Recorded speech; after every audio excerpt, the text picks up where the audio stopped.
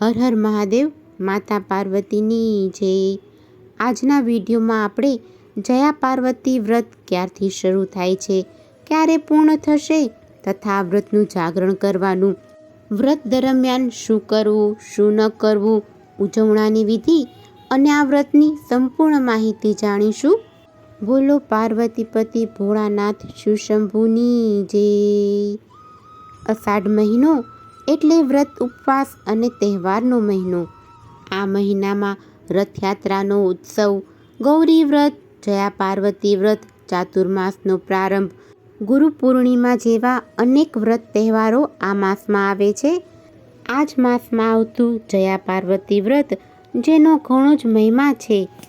અષાઢ સુદ તેરસથી શરૂ થતું અને 5 દિવસ સુધી ચાલતું અત્યંત પવિત્ર વ્રત છે। આ વ્રત મુખ્યત્વે કુમારિકાઓ અને સૌભાગ્યવતી સ્ત્રીઓ દ્વારા માતા પાર્વતી અને ભગવાન શંકરને પ્રસન્ન કરવા માટે કરવામાં આવે છે।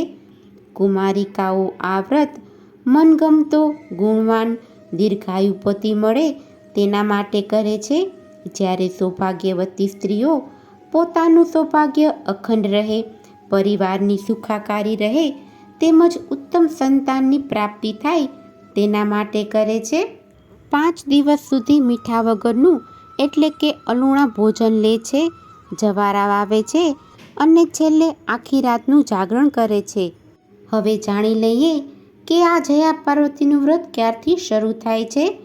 આ વર્ષે જયા પાર્વતી વ્રત અષાઢ સુદ તેરસ 27 જુલાઈ 2026 અને સોમવારના રોજથી શરૂ થશે।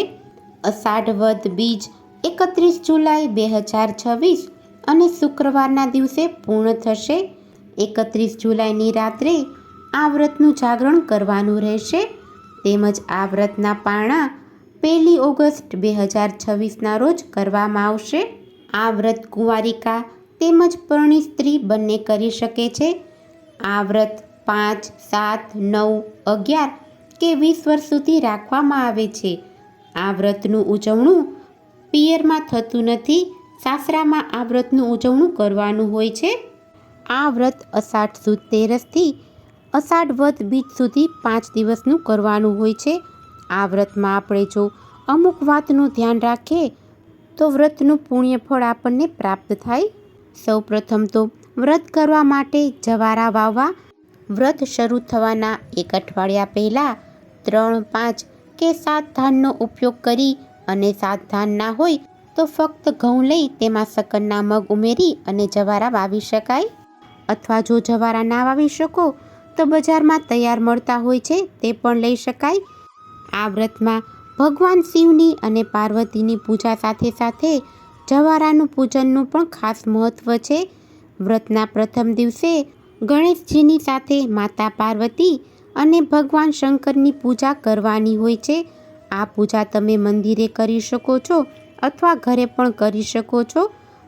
માતા પાર્વતીની સાથે શિવજીની પૂજા જ્યાં શિરમોર હોય તેવું વ્રત એટલે આ જયા પાર્વતીનું વ્રત। આ વ્રતમાં એ વાતનું ખાસ ધ્યાન રાખવાનું છે કે 5 દિવસ મીઠા વગરનું ભોજન કરવાનું હોય છે, એટલે નમકવાળું, સિંધા લૂણવાળું કે સંચળવાળું પણ જમી શકાતું નથી।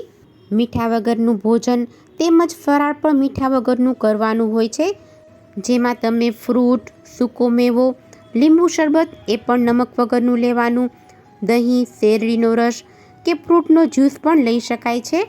જયા પાર્વતીના આ વ્રત દરમિયાન નિત્ય સવારે પૂજા કરવાની હોય છે અને પૂજા થઈ જાય એ પછી જ તમે ચા પાણી પીવો તો વધારે સારું। વ્રત દરમિયાન ઘરનું વાતાવરણ સકારાત્મક રહે તેનું ધ્યાન રાખવું। વ્રતમાં ધાર્મિક પુસ્તકોનું વાંચન, ભગવાન ભોળાનાથના મંત્ર જાપ તથા તેમના પાઠ કરી અને વાતાવરણને ભક્તિમય બનાવવું। વ્રતના પ્રથમ દિવસે ઘરે કે મંદિરે જઈ ભગવાનનું પૂજન કરવાનું હોય છે। તેના માટે થાળીમાં પૂજાપો, ફળ, અગરબત્તી, નાગલો, ચુંદડી અને જવારા લઈ મંદિરે જવું, પાણી અને દૂધ પણ સાથે લેવું અને નિત્ય ભગવાનની પૂજા કરવી। જો નિત્ય મંદિરે જઈ શકાય તેમ ન હોય તો 5 દિવસની પૂજા અર્પણ કરી અને ઘરે જવારાનું પૂજન કરવું। આ 5 દિવસની પૂજા પ્રથમ દિવસે જ ભગવાનને અર્પણ કરવી અને જો કોઈ અડચણ હોય તો વ્રત દરમિયાન ઉપવાસ રાખી અને 5મા દિવસે પણ ભગવાનને આ પૂજા અર્પણ કરી શકો છો. આ વ્રતમાં જવારાનું ખાસ પૂજન કરવાનું હોય છે. તેમાં જવારાને નાગલા અને ચૂંદડી અર્પણ કરીને બંનેનું એકસાથે પૂજન કરવું.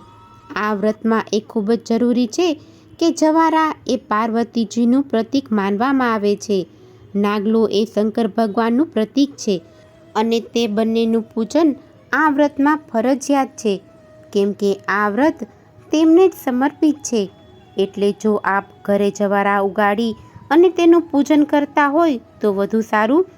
અને ઘરે જો જવારા ઉગાડવાનું કદાચ ભૂલી ગયા હોય તો બહાર બજારમાં મળતા જવારા લઈ અને તેની પણ પૂજા કરી શકાય.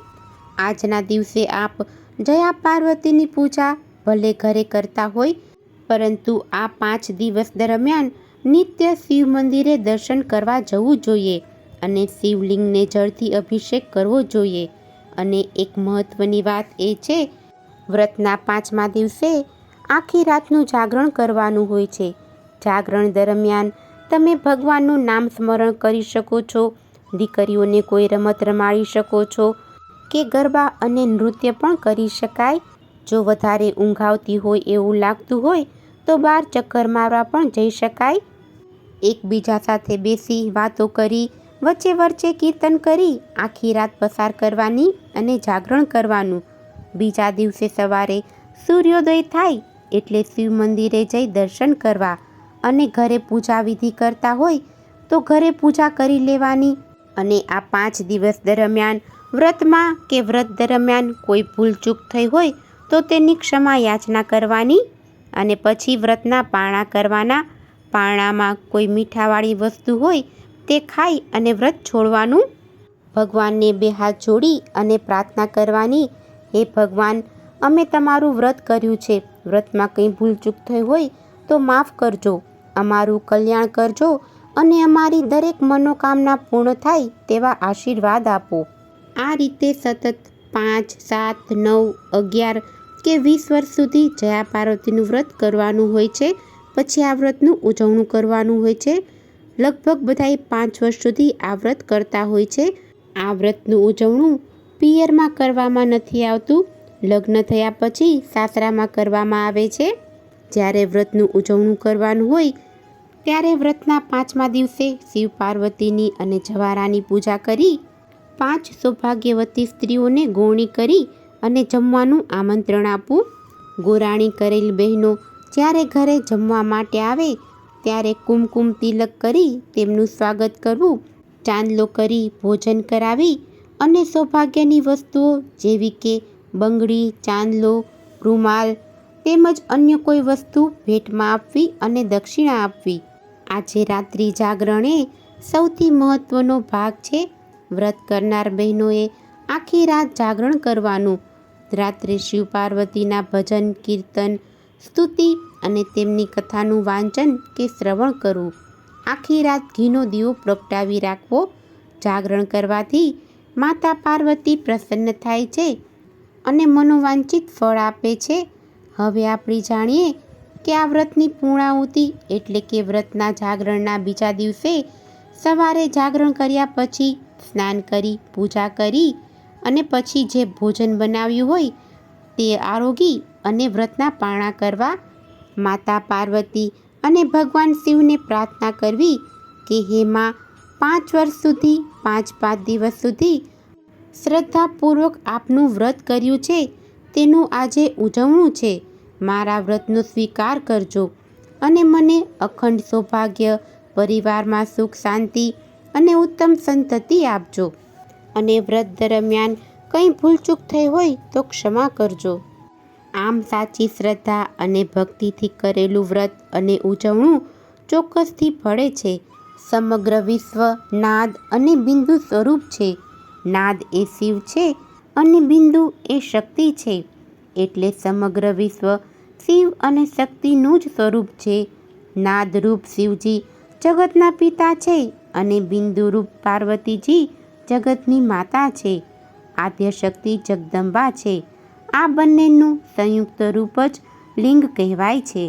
માતા પાર્વતી અને ભોળાનાથ શિવશંભુ તમારી દરેક મનોકામના પૂર્ણ કરે.